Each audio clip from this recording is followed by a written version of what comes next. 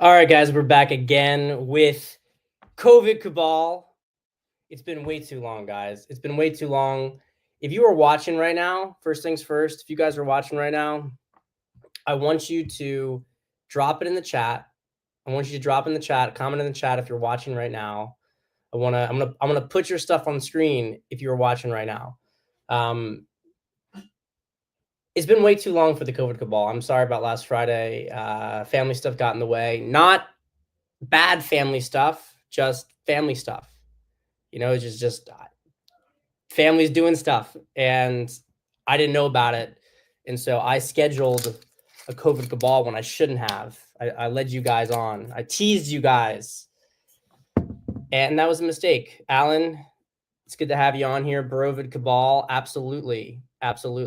Look, I talked about this with my Dynamic Man show the other day, and we are really going to be getting more into the podcasting. I'm telling you guys, later this week, there's going to be some regular Dynamic Man podcasts, but I want to be doing a COVID Cabal every week. There is just too much going on these days. There's too much going on. How can I not be doing a COVID Cabal every week? I feel like in some ways we're really, it's not exactly back like it was in the beginning. It's never going to be back like it was in the beginning. It's a little Bosch right now. We need Property Prince. I need you to tell me a little bit about this Bosch Englishman. All I know is he's a boxer and he's pretty base, but I don't know much about him. But you let me know his name, because I can't tell his name, and I gotta tell the audience the name so so most people understand who you're talking about. But I want to be doing this stuff so much more often. I just feel like there's so much happening, and we got to capture a lot of this energy that's going on. We got to have some fun with this. Now, I'm gonna both apologize, and first of all, I guess I'll do the wine before I apologize. This is trash, but it's good trash. Okay, I'm not. This is Tavernello. It's a Italian wine from Italy. No special appellation. It's just all of Italy. I don't know anything about any of the varietals in this wine. I think it's a blend from across the country, or maybe it just uses some local thing. But guess what? It's 10.5%. This is why I like Europe. Okay, this wine is cheap, and it's 10.5% alcohol. All you're getting here. All you get here is literally like some light acid, a little bit of lemon, absolutely nothing special whatsoever. But it's great. It's a great wine to drink with food. It's a great wine to drink because you're not going to get really drunk on it at all. Like I don't want to get drunk. I like a little something. I like a little tinge of alcohol. I like the lower alcohol content wines. So look, with the COVID Cabal, so this is my apology. On my last Dynamic Man podcasts, my last Dynamic Man podcasts, I had all sorts of things put up on the screen, and it was really cool. I think people really enjoyed that. And I want to do that for the COVID Cabal going forward. And I wanted to do it for today's COVID Cabal, but I did not have the time to do it. And I did not want to put things off. I didn't want to let perfect be the enemy of good. But I am going to do the best I can to keep this thing organized as we tackle topic after topic after topic. And I want you guys, if you guys have questions, to add them yourself. But going forward with the COVID Cabals, I will be having on all these podcasts a handful of screenshots that we're going to use as like the basis of conversation for some of these things, because I think it's a cool format, and I want to make this a better experience for you guys rather than just having me ramble, which I know you love, because you guys, the COVID Cabal team's been around for a while, so I know you love that, but I think you love even more when it's a little bit more of like a structured rambling. So, Property Prince. Geezer's name is Tom Skinner. He is from a place called Essex. He's what we call Cockney Geezer, East End of the working class whites who emigrated out of central London eastward.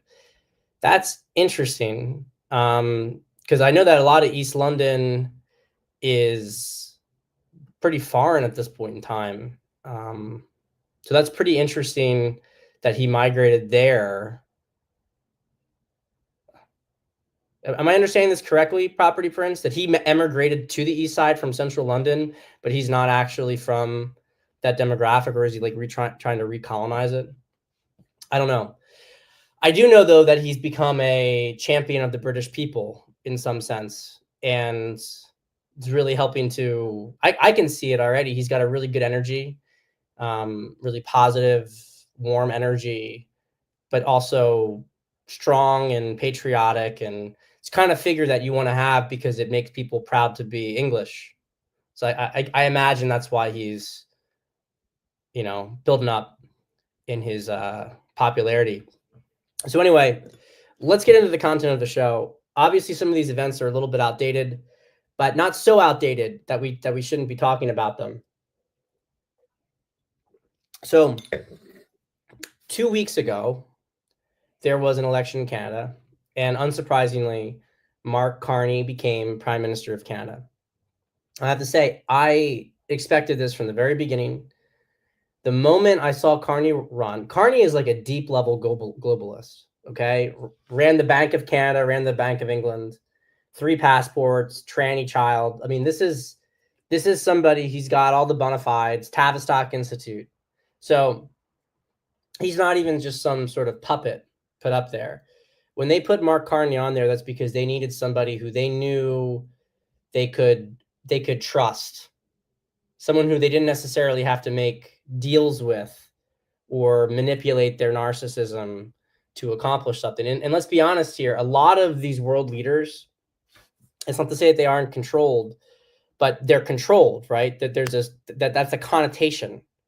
That means that, they're getting something in return for working for the globalists, and on the same sort of line of thinking, they are they want something for themselves from it. I'm not saying that Mark Carney doesn't want something for himself, but something for himself is much more about the project succeeding than it would be for some of these other individuals, right? I'm not sure that Boris Johnson, for instance, Boris Johnson certainly was working for the globalists, but how much was Boris Johnson also trying to get his own thing out of it, right? So Carney is a deeper level player in the game. I knew he was going to win because I could see how it was all being set up. And it also became really apparent that they needed Canada completely on point against Trump, because Canada is the primary weapon, I would say, that the globalists have against America right now, obviously due to its geographic position. So it's going to be interesting how this all plays out. I've heard some rumors that they're already censoring social media in Canada, but I don't want to blow this stuff out of proportion yet, because it's nothing on a scale that makes me feel convinced it's really happening. I don't know. I don't know that I can trust what I've seen so far. But I can tell you also that Pierre Poilievre, some conservative Canadians might not like this take, but I think he's controlled opposition. He was never really willing to go the distance, and you can say that, well, that was strategy. He had to take that route. I just don't agree with that kind of stuff. I just don't. I don't agree with it. I don't agree with it because I don't see that. What happens is that you demoralize your base when you take really when you try to chase the opposite party. I think that stuff worked in a period of time when you had consensus politics. So you kind of chase the middle a little bit. I think you can chase the middle when it comes to sound policy. So like, if you're a businessman, you can chase the middle by trying to agitate for workers. That's what Trump did. Trump chased the middle when it came to policies, but Trump didn't chase the middle when it came to rhetoric. Trump didn't chase the middle when it came to, what do you really believe are the dividing lines in politics today? Because they're not policies. Policies are not really, okay, policies are reflective of it. If someone's an open borders fanatic, they're on the other side of it. But the traditional lines of like Do you care about workers? Do you care about, for instance, prescription drug costs? Okay, that was a classic liberal talking point. Trump's the one who addressed it. The dividing line is nationalism and globalism. So if you're a nationalist, you're on one side. If you're a globalist, you're on the other side. Now, you can say in some sense, oh, well, maybe Pierre Poilievre was a nationalist because he was talking about Canada first, right? But if you're taking a Canada first position that's antagonistic to MAGA, then I know Trump made these comments, but the reality is that everything that Trump said about Canada was completely correct. And if Pierre Poilievre was really honest, he would say he would not have jumped on the MAGA hating train. That's my opinion. Maybe he would have still lost the election. To be honest, I think he was going to lose the election anyway because they rigged it in their favor, in favor for the liberals. And there's some evidence of that on the ground. But even if they didn't like super tamper with the machines and everything, they certainly had the media hysteria and everything on point to get the liberals into office. Okay. So when I'm saying all this stuff, I'm mostly saying it from the context, not that it would have necessarily made Pierre Poilievre win this round, but it would have said Pierre Poilievre is not controlled opposition. But the fact that Pierre Poilievre went after, really acted, in my opinion, he acted like a cuck. I really did not find anything he was saying particularly impressive. So, and it almost sounded like he wasn't allowed to say the things that would have motivated people to really get out there. Sometimes, also if the public isn't exactly where you want to be yet, you still need to speak about it because you establish credibility down the line. People trust the integrity of you. The boomer liberals in Canada just weren't going to vote for Pierre Poilievre because he wasn't going to persuade them. There wasn't going to be a persuasive argument for them to do it. They came out in droves for Carney because they like the shit that Carney's smelling, and when they want to trust a real anti-Trumper. And yeah, Pierre Romney, that's exactly what I'd call him. I think he is like that. And Alistair, this is a really interesting thing here. I know Albertan boomers who were lifetime conservatives but voted for Carney. Election almost certainly rigged, of course, but Carney's campaign also knew the right messaging to use on the boomers. And also to Alistair's point here, he also turned down Joe Rogan, LOL. Yeah, I mean, the Joe Rogan thing, I think, tells you another thing, like either he has really terrible political instincts, which I'm not sure because he looked his best when he was just on there being casual with like eating that fucking apple. It's overstated, to be honest. I mean, it's like based alert, based alert. Pierre Poilievre owns reporter while eating an apple. I'm like, it's a little too much. It's a little too much for me. I'm sorry. I love my Canadian brethren, but a little too much for me. I mean, we got Trump. Come on, we got such a. You got to admit, it's a little hard to get excited about that when we have Trump, the meme machine. It's literally like every other day there's a new meme of Trump that comes out that's just like perfect art. 100 years from now, people are still going to be sharing Trump memes. There's going to be a museum of Trump memes. That's actually a good idea. I would like to make a museum of Trump memes. But no, to Alistair's point about, these boomers, the Canadian boomers are a really despicable bunch. And it's crazy. It's really crazy. I mean, I was listening to the Sean Newman podcast, which, by the way, fantastic podcast. Sean Newman's out in Alberta, and I listened to him a lot to hear, okay, what's really happening in Canada, because I'm really interested in Alberta and what may happen with Alberta, potentially being independent or 51st state. And I was listening to one of his shows. He had some guests on. I can't remember their names, but they were talking about how the boomers were so anchored psychologically to Pierre Trudeau, Justin Trudeau's father, that they thought he was like the sexiest man alive, the most amazing person in the world. So that was how they were able to like psychologically hijack that generation to just feel all these positive sentiments for Justin Trudeau. And they really squeezed Justin. Like, you gotta really give Justin Trudeau credit on how he was able to control the boomer, because we're talking like was it 9 years? Was it 9 years? Was it more than 9 years that Justin Trudeau had captured the Canadian boomer mind? I mean, they really squeezed him. He won like 3 elections. They really squeezed him for every ounce of bullshit that was within him. Kind of like Obama for, the American boomer. And I'm a boomer because I voted for Obama too, but it was controlled opposition. You know what I mean? What was I going to do? What was I going to do? Okay. I'm defending myself. I couldn't have known. It was that or nuke the Middle East under John McCain. So I really think that they hit the real trigger point with, Trump set it all up. And people say like, well, Trump wanted Carney to be prime minister. And they say it like in this kind of really cynical way that Trump wanted to destroy Canada. And I think that's like total victim mindset on the part of Canadians. I mean, the bottom line is that you guys voted for, whether it was stolen or not, you guys voted for a retard. And you voted for a retard for retarded reason, elbows up. I don't even understand that.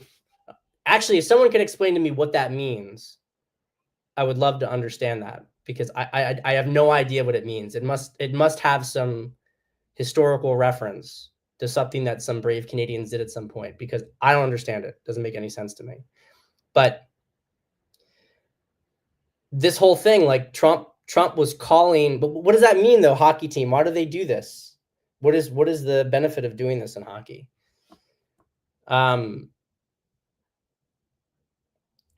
It's just a hockey thing. Okay, that's what I'm hearing in the chat. I'm hearing it's just a hockey thing, but I got to figure it out. I gotta know more. I gotta know more about what it means. It's a term. It's a term for. So I don't even know. Maybe Canadians and Americans are different people, because I don't know. I don't know who Gordie Howe is, but I'm also not the best. I'm also not the best person for any sports reference, whether it's in America or not. So, at any rate, Trump was doing what he usually does, what he always does, and he calls out some matter-of-fact truth, which was basically the conversation was Pierre Trudeau Justin Trudeau comes to Mar-a-Lago, tells Trump, if you tariff us, our country will cease to exist. And then Trump says, well, maybe your country doesn't deserve to exist if you need us to subsidize you. It's a kind of like very natural, logical chain. And he teases him about it, and pointing this out publicly, that Canada's economy is way too subsidized by the United States, is way too structured around dependence on the United States. It triggers everybody, but it was the truth, right? It was the truth. It's not that Trump himself even said it, apparently. It was Justin Trudeau is the one who said it. So did Trump actually want Mark Carney to win? I think it makes things easier. I agree with the analysis that he doesn't really care, because to some extent, maybe Trump views this from an accelerationist standpoint, that I certainly view it from the standpoint, which is that let it get worse up there. It's easier. I mean, it's also a win-win.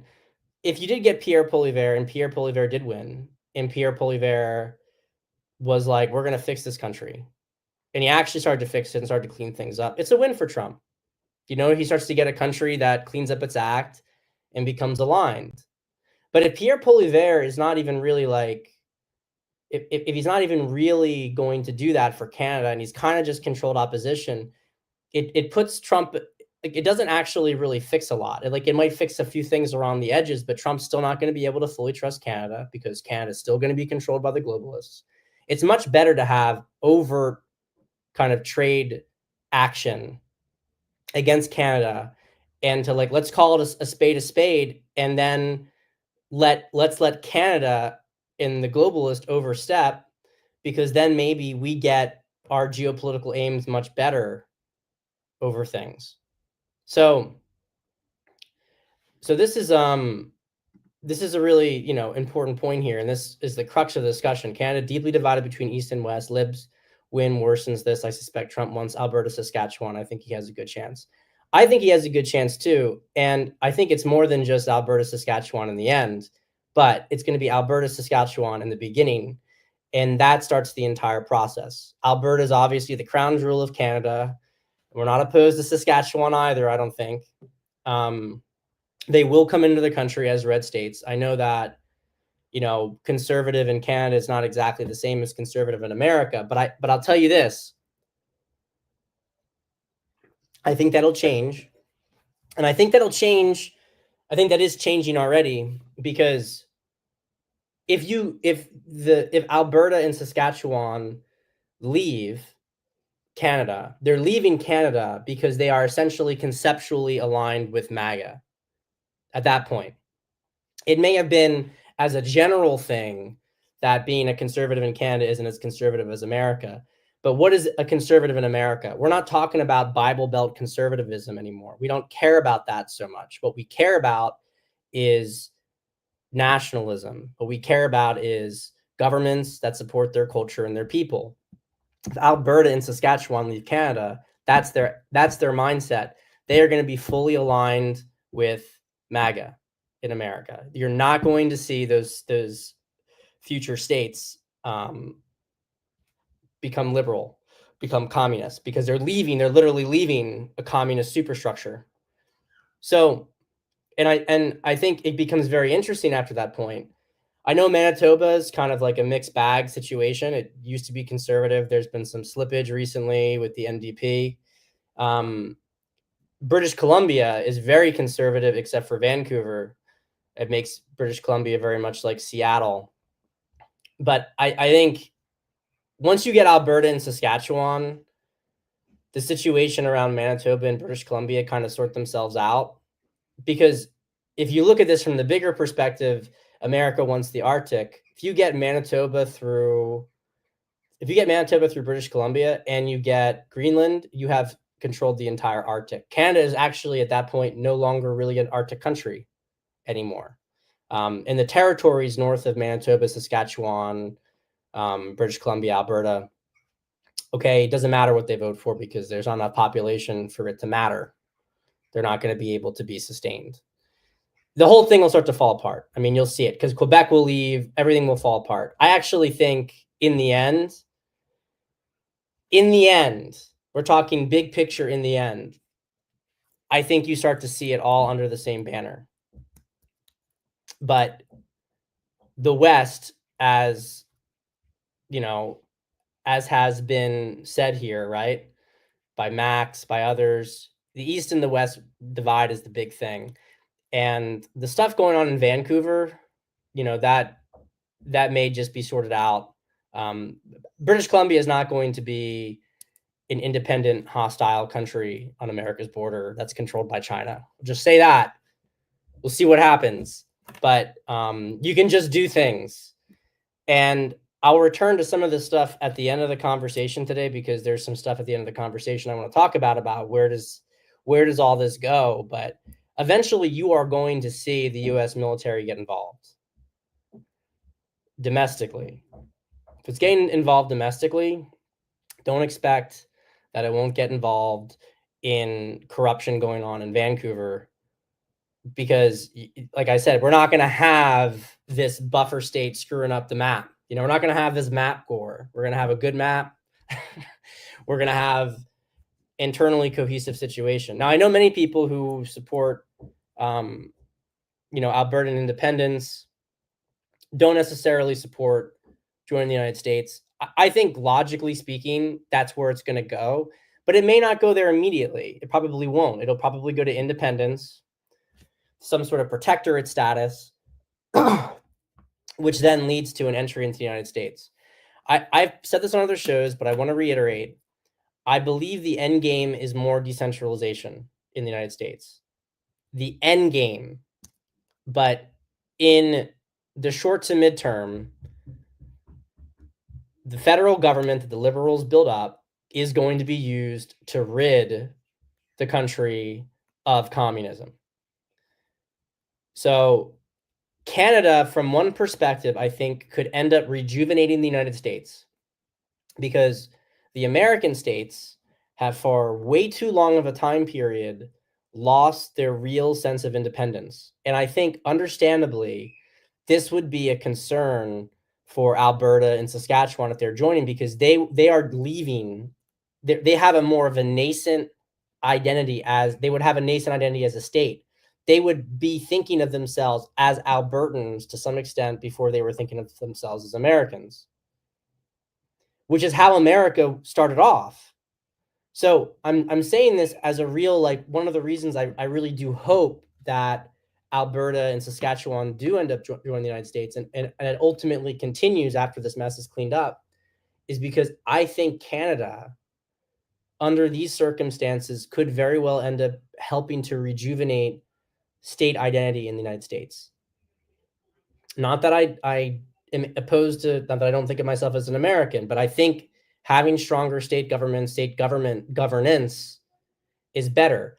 We can't do it right now. We have to take this gift that the left has given us in this super strong federal government, and we have to use it to clear out the left. We have to hang them on their own, metaphorically speaking, their own petard, just as it was in the book of what is it? Mordecai, Esther, right? The whole story that they set up all these gallows for the Jews, and the enemies of the Jews were hung on those gallows. So that's the thing about Canada. I think we're going to see more conflict coming up. Trump certainly humiliated him at the press conference, but I'll give Carney credit. He did not do anything like Zelensky. He didn't make it worse. He handled himself, I think, pretty good under the circumstances, but that's going to leave a mark, and it tells you what the nature of the actual dynamics are. So that is topic number one. Topic number two is, I believe, on Israel. So I'm going to go through this just kind of quickly. We have the situation with Mike Waltz, Signalgate, right? He's using, and now we find out he's using an Israeli iteration of Signal that's giving the Israeli government access. He's telling Netanyahu stuff that's going on in the U.S. government. Trump finds out about it, fires Mike Waltz, tells Hegseth not to go to Israel. It's over, right? Says he's going to recognize Palestine, tells Saudi Arabia they don't need to recognize Israel to have a nuclear program. Everything is really not good for Israel right now. And all I have to say is this, and I'm not trying to be mean, because I got some mutuals here and we have different opinions, but I'm gonna take my victory lap. This is how, I'm not saying I saw this exact play out, but I knew from the very beginning, regardless of the fact that Trump was trying to cooperate with Israel on things, that Trump was not a Zionist who was being owned by Israel. This is the big thing, like, Israel controls everything. Israel owns Trump. Look, Israel has a very powerful lobby in the United States. And I think actually you can say to some extent it has controlled a lot of things for a long period of time, but it doesn't control Trump. It doesn't. Netanyahu and those people supported Trump in this election, or at least didn't oppose him, because they had no other choice, because the left is so stupid that they actually were going to put Kamala Harris in the radical anti-Israeli protesters. That whole wing of that party was going to get in control of the White House. It wasn't like Biden's White House anymore. They had no option. Trump used them. They were hoping to use Trump. It was a frenemies dynamic. Trump has been smarting over Netanyahu for a long time, ever since Netanyahu endorsed Biden, said Biden won the election like immediately after it happened, didn't even wait. Trump took that personally as a betrayal. None of this stuff is surprising to me. It's not surprising to me. I never saw it. I never saw it in the dynamics. I've been through multiple Zionist presidencies, and Trump was clearly not a Zionist. He wasn't doing what they wanted him to do. He's not anti-Israel. Okay? It's what people have to understand the difference. He's not anti-Jew. And I think it's good. I don't have an issue with that. Like, I don't I don't hate Jews and I don't hate Israel. Our position as America First, my position has always been, I just don't want my country to be existing. First off, I don't want, borders for them and not borders for us, but I also don't want our foreign policy to revolve around what they want when it's not in our own interest. There are nefarious things too, like, the fucking USS Liberty, 9/11. There's some elephants in the room here, but the bottom line is this has nothing to do with your average Jew, and it doesn't have anything to do with the existence of a Jewish state. I have no issue with that, never had an issue with that. I don't think Trump has an issue with it. We just don't want to be controlled anymore. And to Trump's credit, he found out that Israel was operating, Netanyahu at least, was operating in bad faith, and that's it. It's over. So I don't know if you're somebody out there who's still talking about how, like, no, Israel still controls Trump. Just take the L. Take the L. You lost. You're wrong. You were wrong. Nobody has ever done what Trump's done right now. We have not had a president, maybe in the history of the state of Israel, who has made this kind of overt pivot away from Israel. That's how significant it is. Okay? So,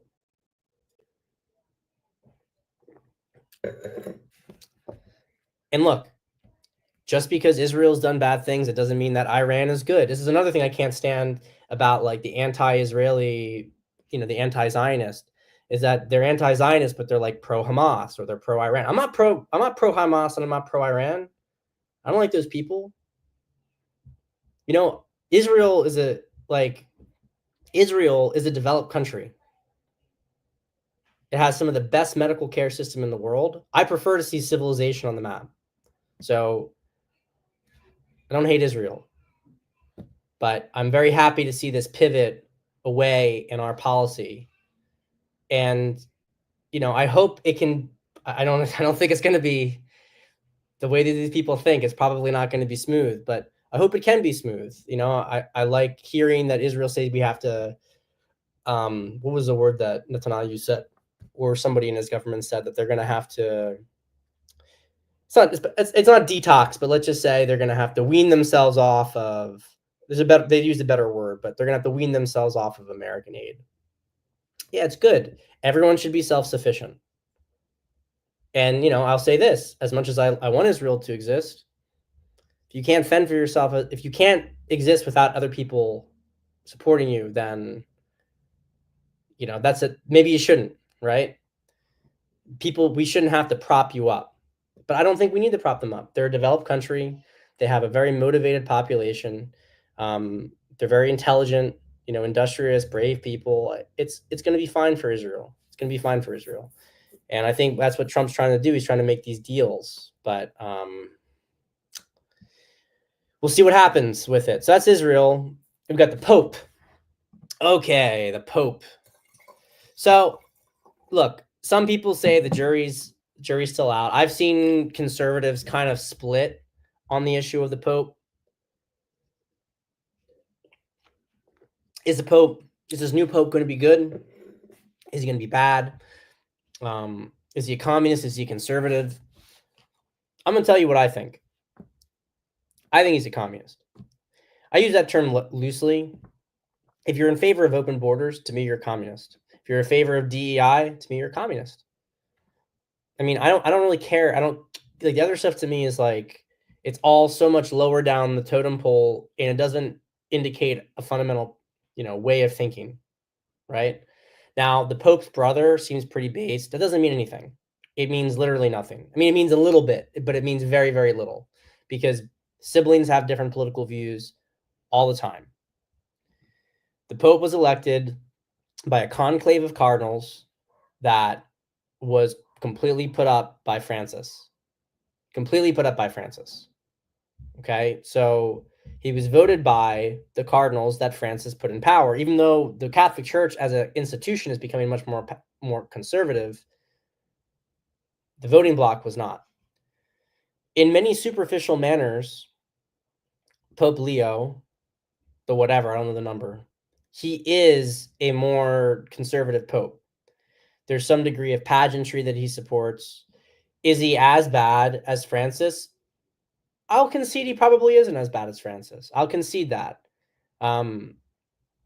Francis was full blown across on all the issues. This guy, Leo, he's against gay marriage. He's against trans stuff. Okay. He's a little bit more tradition, against abortion. But I mean, is he just an Amy Coney Barrett conservative? Like, to me, that's not a conservative. It's not a conservative. If you support open borders, you're not a conservative. You're not, because or you're a conservative, but I don't give a shit because I'm not a conservative. I'm a nationalist. Right? I'm a nationalist. I care about borders and cohesive culture and identity. So if you want open borders, then to me, I don't give a fuck what you are. You can be anything. You can have any kind of niche opinion. You cannot like trans stuff. I don't care. You're still not going to help. You're still a Trojan horse. I don't trust this Pope. Some people are taking the tact of, let's give him the benefit of the doubt, and then let's see what he does. That's fair. I understand that. I'm not taking that approach. I'm taking the opposite approach, saying I'm not giving him any benefit of the doubt because I've seen his positions.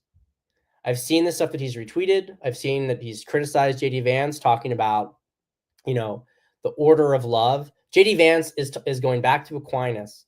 I mean, and it's logical that real love is loving what's in proximity to you first. And I can tell you, look, I'm a relationship coach. You don't love yourself, you are not capable of loving other people. This is the issue. Like, we've seen these graphs, right? Where like the left has empathy for the distant, but not the proximate, and conservatives have empathy for the proximate and not the distant. It scales different directions. That's not real empathy that the left has. It's not real empathy because it's abstracted. If you don't like yourself and the people around you treat terribly, but you give some money to some distant charity, or you think other people should send their money to some distant charity, and that makes you a good person for sending other people's money to that distant charity, does not make you a good person. It makes you a bad person. Good people, healthy people, love from center outward.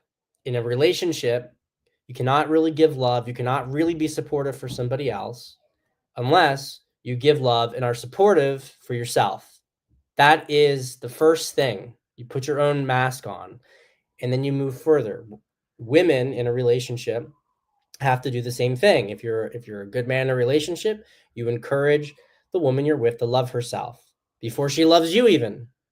Not in a pathological way where love yourself means go off and be a fucking retard, but actually help to build them up so that then they'll actually start to give you more in the relationship. It's something a lot of guys don't understand. So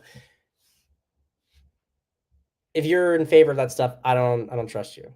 So we're going to find out. We're going to find out what happens. If you're going to criticize JD Vance for saying that stuff, I don't trust you. Maybe I'll be wrong. And I'm going to say this, okay? I am still a Q person. I'm still a Q-tard, okay? I'm a Q-tard. Because it's obvious to me that there's a plan. It's obvious. There are tons of coincidences that are not possible. And you can see how this stuff is all building up. I'm going to talk about that in the last segment coming up, the next segment. But you can see how it is all building up. And Trump himself has signaled way too many times to Q for it to not be real, okay? I'm sorry. It is what it is. It is what it is. I can see how the left responded to it. I can see how Trump has responded to it. And I can see that it is a real thing. It has all the hallmarks. Some guy put it through some open source analysis, and it has all the hallmarks of being a psyop. Now, the only problem with this person's analysis, and this is one of the things where I wish I had the screenshots to show you guys, because it was an interesting thread. His conclusion was that it was a psyop, but he asserted that it wasn't good or it was neutral. But he put no evidence forward suggesting that why it was bad or neutral. It's clearly a positive psyop. He spent the entire analysis showing how it was a psyop. And by the way, psyop has a negative connotation, but all it means is a psychological operation. So you can have a positive psychological operation. there's no question to me that Q was done by some section of the military, and it was a psychological operation. So, and it was a positive thing. But the Q community, for the most part, I like Jordan Sather, actually. I like him. I think that he's more grounded and more reasonable. And look, I like Brian Cates. Brian Cates, by the way, didn't used to be a Q person. Back when COVID Cabal started, Brian Cates was just kind of like a generic, I would say generic commentator. He was kind of like Thomas Wichter circle. Thomas Wichter then disappeared. I think Thomas Wichter's got some. Okay, first off, I got to tell you guys this. Thomas Wichter, I don't know if you guys remember him. Very, very strange person. Okay. Had some very interesting insights. Kind of saw that there was an operation going on, but disappeared the same time that Trump did. But not entirely disappeared. He started going on this guy like Saul Montez Bradley's podcast. And I remember Saul Montez was kind of like in that circle. But I hear that guy is like a psychopath. And Thomas Wichter's like constantly getting abused. This is a digression, but I thought it was weird. Like, I don't know why Thomas Wichter is still doing these shows with him while Saul's like treating him badly. Anyway, it's a little gossip and drama that you can do your own research on if you give a shit for whatever reason. But Brian Cates, Draw and Strike, it's a good account, at Draw and Strike on Twitter. He shifted. I don't know what happened. I feel like it happened maybe at some point when I was in prison, or maybe he was like subtly signaling and he went full blown Q. But like, I got to be honest, guys. Like, I don't know whether it's like grow up, like I grew up. Like, I'm still a positive. I'm still a optimistic person. Like, I don't view things in a negative light. Like, I see that there's a plan. I see that we're winning. But man, like, some of these Q people really drive me crazy. Like, they really drive me crazy with some of this nonsense, because like, one of the things that he was saying, he's saying like, look how like America control, like, look at this post that Trump posted of him in the Pope's outfit, and that means he's taken all the Vatican's gold. Trump controls the Vatican now. This Pope is going to be Trump's puppet. Watch for it. Trust the plan. Like what drives me crazy about this stuff? And if you guys have opinions about this, please like drop it in the chat. Okay, drop it in the chat, because I want to hear what you have to say, what you think. But I really find it so ridiculous, this whole thing, that every single thing that happens, it's like Trump did it. Like, we are fighting really entrenched enemies here. Do you think for a second they're just gonna like give up? They're just gonna like capitulate like that? I don't see any of this. I see Trump in control of the board, but they're fighting to the last pawn on the board, on the board. They don't care if the way the game looks. Like, this is the difference in thinking. I view it like, as a chess master, Trump and his team knows, if we do this, like, we have the advantage now, and it's our game to lose. Doesn't mean that we have to, for a second, take our eyes off the road. It's a very, very delicate, tenuous thing, because we're dealing with people who are really serious and are going to keep fighting and keep fighting and keep fighting. But we have the advantage. We have the high ground, and we are going to be the ones who get there. But a lot of these Q people are like, Trump's the only one playing the game, and everybody is. That's the way that they talk about it. Like, that it's impossible that the Cabal could install another Pope on their side when they just did that fucking thing in Canada. Why wouldn't they do it with the Pope when they had control of the conclave? This stuff doesn't make any sense. And In 2020, I don't think I was developed enough to see that. And they give it a bad name. They really give it a bad name because it's like I don't see a ton of critical thinking themselves with it. It's just like, oh yeah, everything is controlled. Don't get me wrong. Trump has advantages. When he went to Britain and he made, the trade deal with the United Kingdom, like there's advantages that Trump has and he exercises them. But that doesn't mean that he completely controls these people. He doesn't. He has power over some of them, but he doesn't control them. He has power over them in an adversarial direction. They have to go along with some things that they don't want to go along with, like Zelensky at the Vatican. Trump takes him aside, makes him, tells it like it is. And I'm going to tell you why I know that this is where it's going to the end. Okay?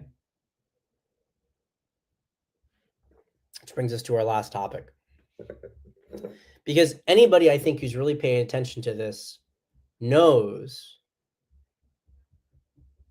and it's crazy to say this now, and I don't know why it's crazy to say this because we've been saying it from the very beginning, but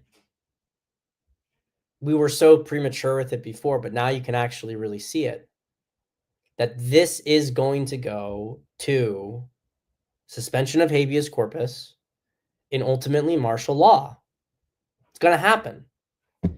I was early with the Insurrection Act. I was early. I was early with it. This stuff is going to happen. It's apparent that the judiciary is completely captured, including, to a large extent, the Supreme Court. We are not dealing with people who are willing to have any kind of structural reform in the country. They want their power. Now, again, remember, think in terms of factions. Is John Roberts completely, on Team Cabal with everything? No, he's not with everything. But he has his own power base as Chief Justice of the United States, and he wants the Supreme Court and the entire judicial system to have more power than the executive branch. That's what he wants. Doesn't mean that he agrees with all the positions of the cabal, but he wants judicial supremacy in the country.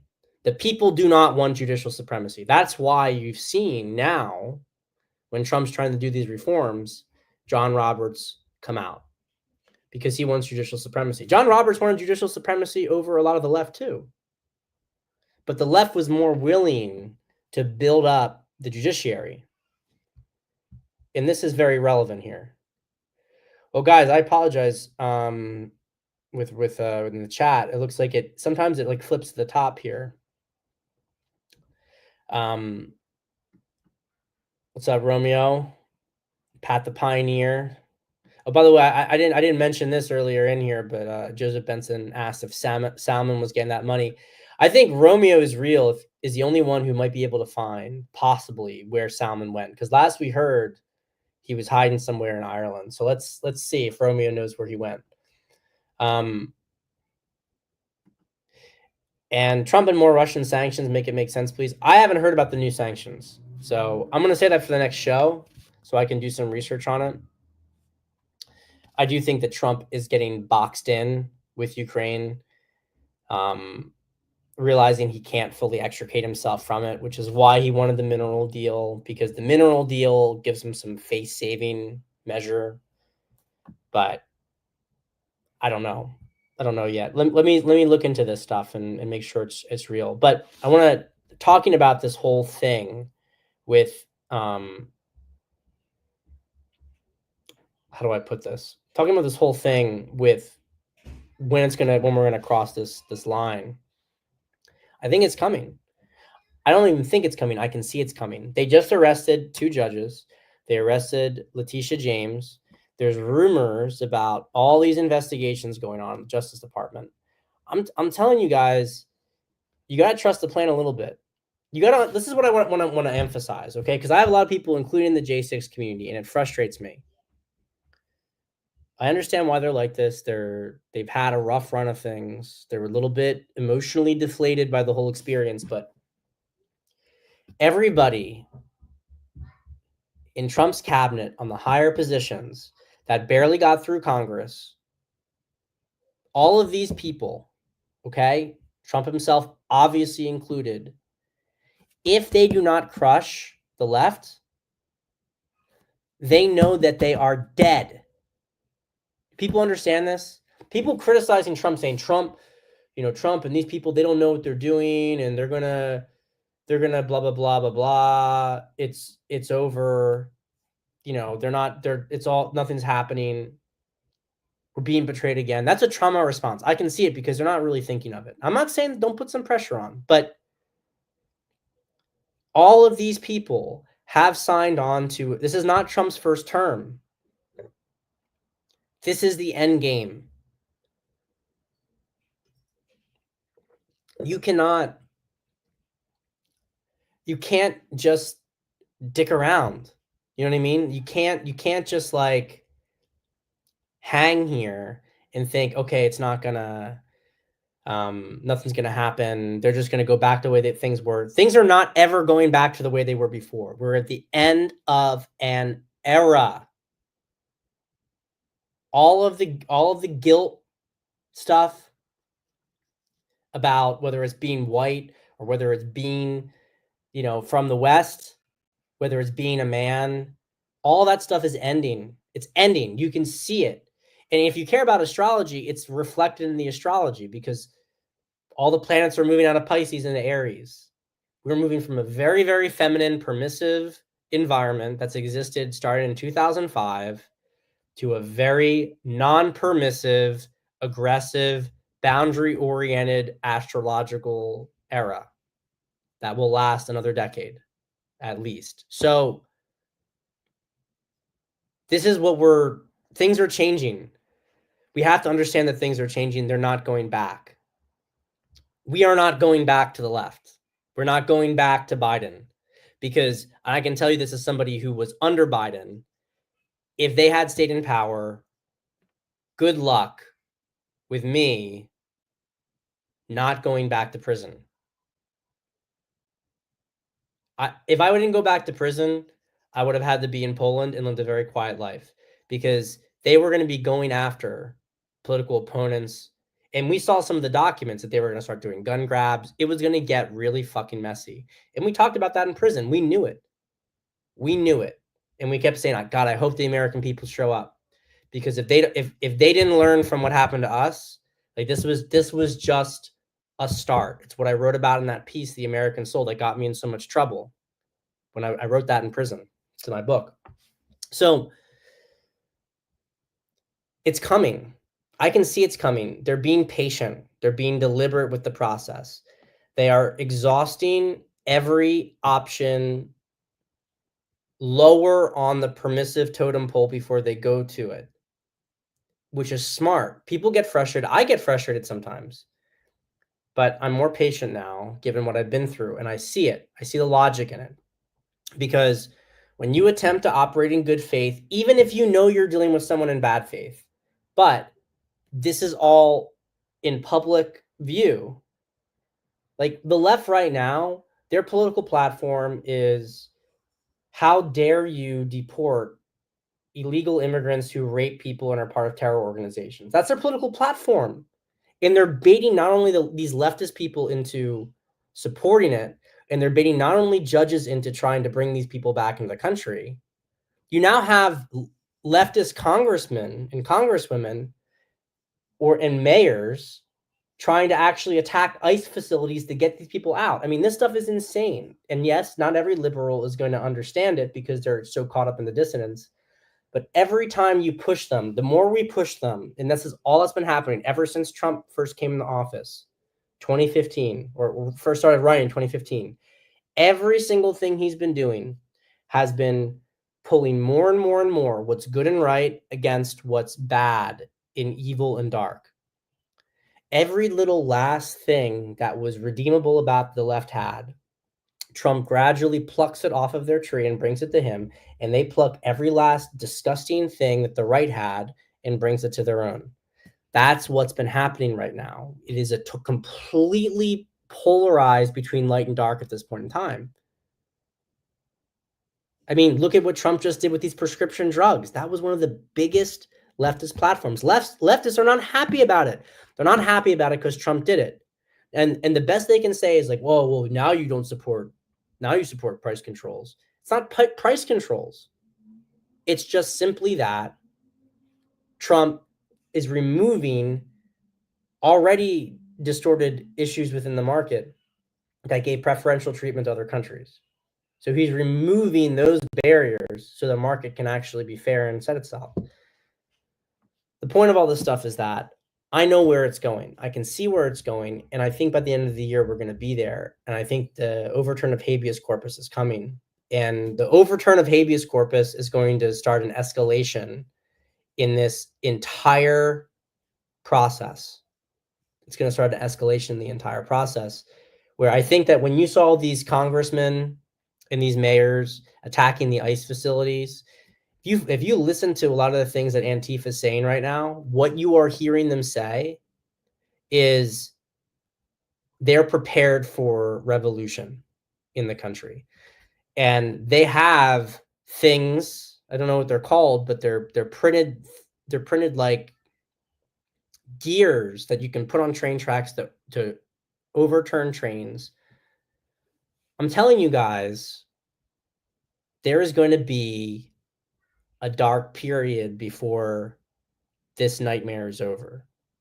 But we are in a positive trajectory. But don't let these fucking, I'm just going to say it one last time. I'm a Q supporter. Okay, I'm a Q believer, rather. I see that there's a plan. This is a war, though. This is just because there's a plan. It does not mean that in this trajectory that there are not people that are going to suffer. Okay? Don't fucking tell me for a second that my suffering and my experience wasn't real. That everybody in the J6 community, I was one of the luckier ones because I had an internet business that was politically supportive. There are still many J6ers who cannot get any work. And they're very traumatized. They've had their marriages destroyed. This is a real war with real casualties. The left is not going down without a fight. They are determined to play this out to every single hand, even if mathematically they know they've lost. They are not willing to surrender. They are not willing to capitulate because the people who run that, I'm not saying every single individual leftist, because there are many who are still caught up in the people who run it are being controlled by a darker, more evil consciousness that is actually incapable of any sort of reasoned compromise. So this is going to go to the end. This is not normal politics. This is a different situation. Brace for it, but expect it. What's going to happen to the United States after is a really good question. Because you can see right now that we've had 5 bills passed by Congress. This is basically the lowest number ever for a president in the early terms. Now you can make some arguments that is Mike Johnson doing them a favor by not putting bills forward because, you know, they're just letting Trump do things by executive order. I think you can make these arguments in both directions, but both of them come to the same conclusion, which is that Congress is completely captured. So if Mike Johnson's doing a good thing, it's just the best move that he can do is to not have Congress do anything so that he avoids confrontations. But we are increasingly moving, and guys, I'm going to say it, okay? I'm going to say it. Don't get triggered by it. We are increasingly moving into a more fascist system of government because we are getting to a point where you have a very strong executive branch that either that the other 2 branches of government are captured and are unable to deal with the people, and they're going to start to use the executive branch by necessity to purge the country. And, you know, I say this and you're not supposed to say it rhetorically, but I'm saying it as a fact. if Trump has to go to this point, it's because there's no other ability to do anything in the system. And my hope is that when all is said and done, that there will be a big reform that occurs, a reconstituting of the country. But as I see it right now, it seems apparent to me that military and the investigation in the ability to indict, all of this stuff is you're going to start to see mass arrests. I'm just going to say it, you're going to see mass arrests.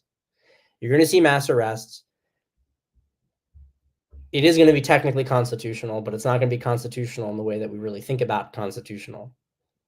At the end of the day, the president of the United States is the commander in chief, and he has to protect. It's his responsibility to protect the country from enemies foreign and domestic. It's not the judges. It's not Congress. So we're headed for some really interesting times in the coming months. So stay frosty. And I will say this last thing. So listen, my son said this show is so underground. This should also be broadcast on shortwave and CB radio. Maybe we'll get that going. Maybe we'll have to get it going at some point. But I'll say this, guys. Things are good. We are on a good trajectory. Just understand that getting to good usually means going through bad. There's a downslide you have to go through. You have to go through the underground. And this country, this civilization is extremely sick, and it is not going to get salvaged by anything besides for radical means by the end of the day. And it's not because we want there to be radical means. It's not because we like any of this, but it's because that is what the opponent is ultimately going to force Trump and the rest of us into. They are going to start committing terror attacks. And judges are not going to do anything about it. What happens next? There are no other options. So they're going to create the bed that they lie in, guys. Good luck. We still got good stuff. And look, stay out of the action. Let the big boys take care of this stuff. This is not stuff to get involved in as much as you can. Okay? Be safe. And we'll talk next week. We'll talk next week, okay? We'll get this going on Monday next week. We'll see what happens over the week. I'll see you guys. It's good seeing you again.